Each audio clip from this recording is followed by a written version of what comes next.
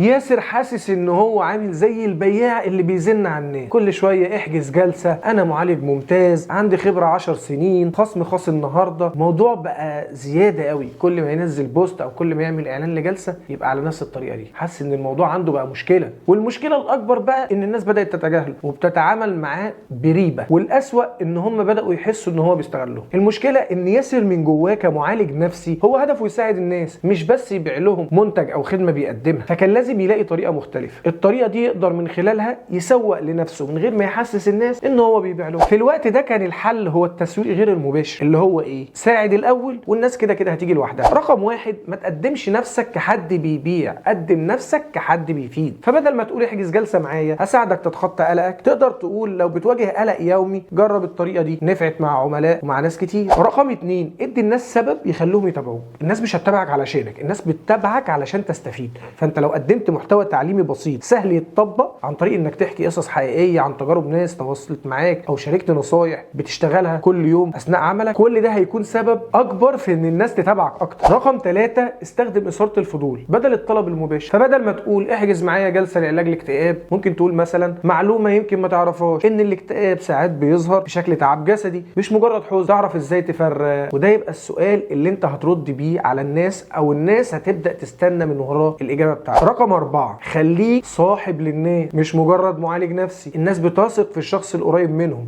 مش اللي بيحسسهم انه بعيد ورسمي بزياده. حاول ترد على التعليقات باسلوب شخصي، شارك حاجات خفيفه عن يومك لكن ما تخرجش بقى عن الجانب المهني، خليك انسان قبل ما تبقى متخصص. رقم 5، التزم بقاعده ال80-20 في المحتوى الخاص بيك. 80% من محتواك لازم يكون مفيد والناس مستمتعه بيه وقريب منهم من ودانهم، 20% بس عن خدمات. الخلاصه في الموضوع ده انك تخلي الناس تحس انك موجود عشان تساعدهم مش بس علشان تبيع لهم خدمه. لو الطريقه دي عملتها مش بس هتلاقي جمهورك بيكبر، لكن كمان العملاء الصح هيجوا لوحدهم ومن غير ما تطاردهم.